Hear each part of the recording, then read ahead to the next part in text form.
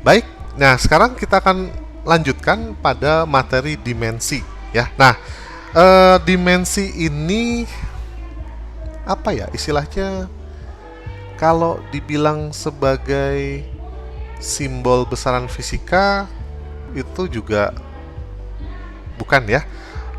Dimensi ini lebih kepada bagaimana cara kita menuliskan apa ya namanya, suatu simbol tapi bukan simbol besaran fisika gitu ya. Nah, ini maksudnya bagaimana? Oke, kita coba ya, kita langsung saja. Jadi seperti ini. Misalkan semoga dari penjelasan ini tertangkap maksudnya ya. Misal begini. Ada namanya panjang. Nah, panjang biasanya kan kita selalu gunakan istilah P sebagai simbolnya, sebagai simbol besaran fisikanya gitu kan. Kemudian ada lagi yang namanya lebar. Lebar biasa kita gunakan simbol L gitu kan. Kemudian ada tinggi. Nah, tinggi itu kita biasa gunakan simbolnya, kalau di yang dulu kan biasanya T ya, tapi kalau di sekarang kita mungkin kita gunakan simbolnya H, misalkan begitu. Misalkan ada lagi perpindahan. Nah, ini misalkan simbolnya kita gunakan D, misalkan ya, misal. Lalu kemudian ada jarak dan segala macamnya gitu. Nah, ini adalah simbol untuk masing-masing besaran fisika. Gitu. Nah, tetapi meskipun setiap besaran fisika itu memiliki nama yang berbeda-beda dan memiliki simbol yang berbeda-beda, dia akan memiliki simbol dimensi yang sama, yakni L besar. Gitu. Nah, jadi bisa dibilang kalau dimensi itu kalau dibilang simbol, dia lebih di atas simbol gitu ya. Dia tuh jadi simbol yang digunakan untuk merumpunkan atau mensatu rumpunkan besaran-besaran menjadi satu rumpun tertentu lah gitu misalkan. Jadi semua nama besaran fisika ini misalkan kita jadikan satu rumpun sebagai besaran panjang. Nah, simbol atau dimensi untuk besaran panjang itu adalah L. Itu. Nah, jadi kalau dari contoh mungkin pengertian dimensi itu adalah seperti itu ya. Adalah simbol atau lambang yang digunakan untuk mensatu rumpunkan besaran-besaran fisika. Itu ya. Nah, dari sini setiap besaran pokok atau besaran dasar itu biasanya memiliki dimensi. Cukup hanya besaran pokok saja yang memiliki dimensi. Untuk besaran turunan, dia tidak memiliki dimensi khusus ya, tapi dia akan disusun dari dimensi-dimensi besaran pokok. Gitu. Nah, kita coba langsung saja lihat ada apa-apa saja. Misalkan ada panjang, ya. Ini dimensinya adalah L. Penulisannya kita gunakan kurung siku. Kemudian ada massa, ini kita gunakan M. Dan ada waktu, kita gunakan T. Gitu ya. Nah, kemudian bagaimana cara menggunakan dimensi ini? Nah, biasanya dimensi ini nanti akan memberikan informasi apakah suatu besaran fisika itu memiliki rumpun yang sama atau tidak. Ya, itu bisa dilihat dari dimensinya. Nah, contoh seperti yang barusan ini. Nah, tetapi ini kan baru besaran pokok saja. Nah, sekarang bisa saja besaran turunan juga ternyata memiliki rumpun yang sama. Ya. Nah, contoh ini kita ambil contoh misal begini. Untuk kecepatan. Nah, kecepatan V. V itu kan tadi kita dapatkan rumus yang sederhananya adalah delta D per delta T. Itu ya, perpindahan dibagi dengan selang waktu. Nah, untuk sementara ini karena kita berbicara dimensi, lambang deltanya kita abaikan dulu sebentar. Kita hanya ambil ininya saja. Nah, D ini kan perpindahan. Perpindahan ini masih termasuk dalam rumpun panjang. Nah, sehingga dimensinya L. Sedangkan T ya, selang waktu, dia masuk dalam rumpun waktu. Nah, sehingga nanti lambang dimensinya adalah T. Nah, sehingga nanti di sini kita bisa tuliskan dalam bentuk dimensi akan berbentuk seperti ini. Ya. Nah, tetapi penulisan dimensi dengan cara yang bertingkat seperti ini kurang lazim, bahkan mungkin tidak lazim. Biasanya penulisan dimensinya itu dituliskan dalam bentuk yang sejajar atau setara lah gitu ya. Nah, sehingga nanti ini biasanya dituliskan menjadi bentuk L, T. Nah ini ya, jadi nggak ada lagi bertingkat seperti ini. LT, nah karena harusnya T-nya ada di bawah, ya. Nah, maka kalau misalkan dia kita tuliskan di atas, maka dia menjadi pangkat negatif. Nah, ada berapa buah T yang ada di bawah? Hanya ada satu, berarti negatif 1. Begitu, ya. Nah, inilah yang juga menyebabkan kenapa ada penulisan rumus, menuliskan satuan itu M per S, ya, dan ada yang menuliskan rumus M S pangkat min 1, gitu ya. Nah, jadi dalam bentuk yang bertingkat seperti ini terkadang dibacanya ambigu, terkadang dibacanya menjadi bias gitu. Nah, makanya dibuatlah dalam bentuk setara. Jadi dalam bentuk setara ini sebenarnya digunakan untuk meminimalisir meminimalisir persepsi si pembacanya begitu. Nah, itu ya satu. Nah, misalkan contoh lagi, percepatan. Nah, percepatan itu A itu kan sama dengan delta V per delta T. Nah, ini bentuk dimensinya seperti apa? Ya. Nah, di atas tadi, yang sebelumnya, kita sudah tahu bahwa kecepatan itu dimensinya adalah LT-1. Jadi nggak usah kita tulis lagi, nggak usah kita cari tahu lagi dari mana muasalnya. Kita langsung saja gunakan, berarti di sini LT-1. Nah, dibagi. Nah, di bawah kan masih selang waktu juga, ya. Kalau selang waktu berarti T. Nah, kalau dalam bentuk seperti ini, berarti akan dituliskan L T. Nah, kalau yang bawah ini naik ke atas, maka dia akan menjadi T pangkat min 1 juga. Nah, kalau misalkan T pangkat min 1 ketemu lagi T pangkat min 1, dan karena dia bentuknya perkalian, nah maka pangkatnya tinggal kita jumlahkan. Nah, sehingga kalau misalkan kita begini ya, T pangkat min 1 ketemu lagi T pangkat min 1. Nah, berarti pangkatnya ini tinggal kita jumlahkan. Jadi berapa? T min 1 ditambah min 1, berarti sama dengan min 2. Nah, berarti menjadi pangkat min 2. Gitu dia. Itu ya. Nah, sekarang kalau kita lihat kecepatan V dimensinya LT min 1. Percepatan A dimensinya LT min 2. Dimensinya nggak sama. Berarti kecepatan dan percepatan itu bukan besaran yang satu rumpun. Itu ya.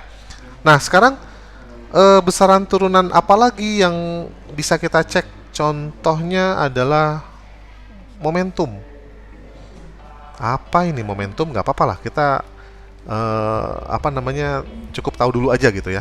Nah, momentum ini lambangnya P, rumusnya adalah M dikali V. M-nya massa, V-nya kecepatan, ya. M kali delta V. Nah, oke, untuk yang M ini kan massa. Massa ini kan dimensinya adalah M. Nah, untuk V dimensinya adalah LT-1. Berarti ini menjadi LT-1. Ya. Nah, jadi kalau misalnya kita udah tahu beberapa, misalnya kecepatan dan percepatan, ya udah kita seperti puzzle saja, tinggal masang-masangin aja gitu ya. Oke. Nah, sekarang untuk impuls. Impuls itu I, ya. Ini F kali delta T, ya, F kali delta T. Nah, F-nya gaya, delta T-nya selang waktu. Nah, kalau begitu sekarang kita coba dulu. Dimensi gaya apa sih? Ini kan M dikali A. M massa, berarti dimensinya adalah M besar. A percepatan, dimensinya adalah LT-2. Nah, berarti dimensi dari gaya itu adalah M LT-2. Nah, oke, sekarang kita masukkan ke sini. Berarti kalau begitu dimensi impuls adalah, pertama kita tuliskan dulu dimensi gayanya.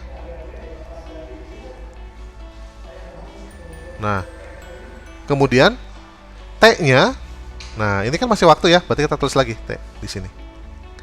Nah, oke, kalau sudah, karena dalam dimensi itu hanya boleh mengandung satu jenis huruf saja, maka T yang pangkat min 2 dengan T ini harus kita gabungkan jadi satu. Nah, sehingga menjadi M L. Nah, untuk yang T-nya, T pangkat min 2 dikali T, itu berarti hasilnya berapa? Nah, kalau yang nggak ada pangkatnya, berarti ini kan sebenarnya ada pangkat 1. Nah, kalau T pangkat min 2 dikali T pangkat 1, berarti kan pangkatnya tinggal kita jumlahkan. Min 2 ditambah 1, berarti sama dengan min 1. Oke. Nah, setelah kita lihat, ternyata meskipun ini rumusnya berbeda, P sama dengan M kali V dan yang satu lagi I sama dengan F kali delta T, ternyata dimensinya sama. Nah, berarti bisa dibilang momentum dan impuls ya itu masih satu rumpun. Ya, masih satu rumpun besaran. Nah, nanti efeknya apa kalau satu rumpun besaran? Nah, bisa jadi nanti persamaannya digabung. Menjadi seperti apa? Udah, itu nanti akan jadi berkembang ke sana-sananya. Nah, kita yang sekarang cukup tahu saja dulu bahwa dimensi itu adalah simbol yang digunakan untuk merumpunkan besaran fisika. Nah, terus kemudian bagaimana cara penggunaannya? Nah, ini bisa digunakan contohnya untuk mencari simbol V dan mencari simbol mencari dimensi V dan mencari dimensi dari A. Nah, biasanya digunakan untuk mengecek apakah besaran tersebut satu rumpun atau tidak satu rumpun, gitu ya. Nah, kalau besarannya tidak satu rumpun, berarti itu jelas-jelas besarannya berbeda. Tapi kalau besarannya satu rumpun, nah berarti bisa jadi besaran yang dalam satu rumpun itu bisa dimodifikasi. Modifikasinya menjadi bagaimana? Nah, misalkan contohnya apa ya? Misalkan ya. Oh. Ya, misalkan tadi kan yang momentum kita sudah tahu dimensinya adalah M L T min 1. Nah, untuk yang impuls juga sama, F kali delta T, sama dimensinya. Nah, karena dia satu rumpun, bisa saja, tapi tidak selalu ya, bisa saja, tapi tidak selalu, P dengan I ini bisa digabung. Jadi, momentum dengan impuls itu bisa digabung, sehingga nanti akan ada konsekuensi menjadi seperti ini. Nah, jadi karena satu rumpun, maka ini akan sama dengan ini. Itu. Nah, tapi ini tidak selalu ya, bisa tapi tidak selalu gitu. Itu. Nah, itu manfaat kita mengetahui apakah satu rumpun atau tidak satu rumpun, gitu ya. Nah, baik, ada lagi kasus analisis dimensi. Ini adalah kasus yang biasanya muncul yang di dalamnya itu kita diminta untuk membuat rumus sendiri. Nah, ini biasanya munculnya di kompetisi sains fisika ya, di KSN. Nah, kita diminta untuk membuat rumus sendiri. Nah, ini caranya mudah saja kalau dari analisis dimensi. Contoh nih, misalnya ada sebuah besaran fisika namanya gaya. Nah, gaya ini besarnya dipengaruhi oleh massa ya, dan dipengaruhi oleh waktu dan dipengaruhi oleh kecepatan. Jadi ada 3. Ada M, ada T, dan ada V. Nah, sekarang kira-kira bentuk rumusnya seperti apa? Gitu ya. Nah, berarti cara paling mudahnya adalah seperti ini. Yang pertama, dimensi dari F apa sih? Ya. Nah, kita sudah tahu kemarin tadi dimensi dari F itu adalah M L T-2. Gitu ya. Nah, kemudian dimensi dari M apa? Massa ya. Dimensi dari massa ini apa?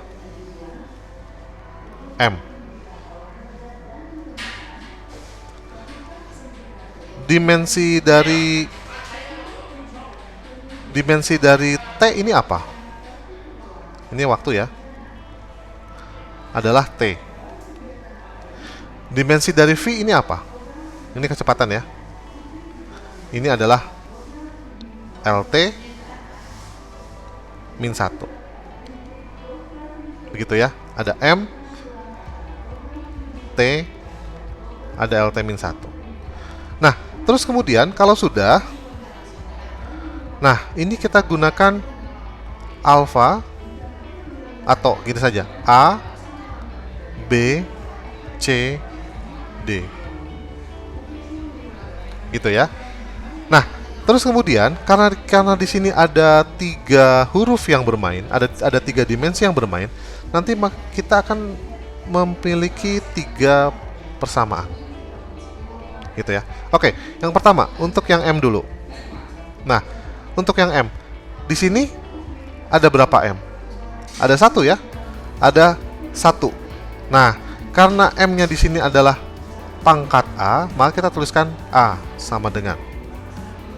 Kenapa? Karena nanti ini kita akan bermain dengan perkalian. Sedangkan kalau bilangan yang berpangkat, kalau dikalikan itu nanti akan jadi penjumlahan, gitu kan ya. Nah, sekarang kita lihat di sini. Di sini ada M, tapi cuma 1, pangkat B, berarti B. Di sini nggak ada, ya kan? Berarti tambah 0. Di sini nggak ada juga, berarti tambah 0. Nah, berarti kita dapatkan A sama dengan B.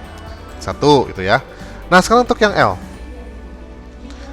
L pangkat A, berarti kita tuliskan A saja. Di sini nggak ada L ya, kosong. Tambah. Di sini nggak ada L juga, kosong. Ditambah. Nah, di sini ada L. L-nya pangkat D, berarti sama dengan ini. Berarti kita dapatkan A sama dengan D. Kemudian yang terakhir T. Nah, di sini T-nya pangkat min 2. Pangkat min 2 dipangkatkan lagi A, berarti min 2A. Sama dengan di sini kosong. Di sini kosong. Di sini T pangkat min 1 ya, T pangkat min 1, tapi dipangkatkan lagi D. Berarti kan min 1 kali D ya, berarti min D. Gitu ya. Berarti kita dapatkan min 2A sama dengan min D, atau 2A sama dengan D. Gitu ya. Nah, sekarang kalau sudah seperti ini, maaf, bukan min 2A. Oh, ini yang maaf, yang ini salah ya. Maaf, yang ini keliru. Sekali lagi ya. Di sini ada ada T, T-nya pangkat min 2, kemudian dipangkatkan lagi A, berarti menjadi min 2A sama dengan, nah, di sini 0 tambah, nah, di sini ada 1 T pangkat C, berarti kita tuliskan C tambah, nah, di sini ada T pangkat min 1 dipangkatkan lagi D. Ya, berarti kita ambil min 1 kali D, berarti min D. Nah, berarti kita dapatkan di sini adalah min 2A sama dengan C min D. Nah, berarti sekarang kita dapatkan ada persamaan 1, persamaan 2, persamaan 3. Nah, tugas kita adalah mencari A, B, C, dan D. Ini nilainya berapa? Oke ya. Nah, kita gunakan pemisalan. Misalkan kalau A-nya 1, berarti B-nya juga 1.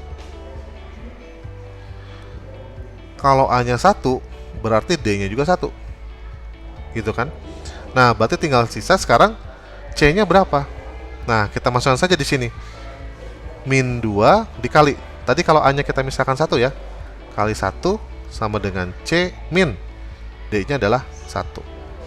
Gitu ya. Ini dipindahkan penulisannya ke sini, berarti min 2 dikali 1 kan min 2 ya. Sama dengan C min 1. Gitu ya. Nah, berarti kalau begitu C sama dengan min 2 ya. Nah, min 1-nya di sini kita hilangkan, kita hadirkan di sini gitu ya. Jadi kalau seolah-olah ini seperti pindah ruas lah gitu, seolah-olah ya. Nah, caranya gimana? Berarti di sini kita tambahkan 1 pada ruas kiri. Ya, di sini kita tambahkan 1, maka di ruas kanan juga kita tambahkan 1. Jadi di sini nanti plus 1, di sini juga nanti plus 1 gitu ya. Nah, sehingga nanti di sini min 1 plus 1 habis, maka nanti tinggal sisa C. Nah, sedangkan di sini jadi min 2 tambah 1. Nah, min 2 ditambah 1 jadi min 1. Gitu ya. Nah, berarti kita dapatkan C-nya adalah min 1. Nah, dari sini maka pangkat-pangkat yang tadi masih berupa simbol huruf kita ganti dengan nilai yang ada di sini. Berarti A-nya di sini adalah 1. Ya. Kita kembalikan lagi. A-nya di sini adalah 1. B-nya di sini adalah 1, C-nya di sini adalah min 1, dan D-nya ini adalah 1. Nah, sehingga sekarang kalau misalkan ini kita kembalikan ke dalam bentuk rumusnya, ya, MLT ini kan adalah F ya. Berarti F-nya adalah F pangkat 1.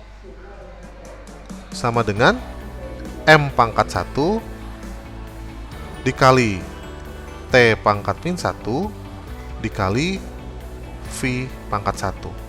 Nah, ini kan berarti kan sama dengan M dikali V per T, gitu kan?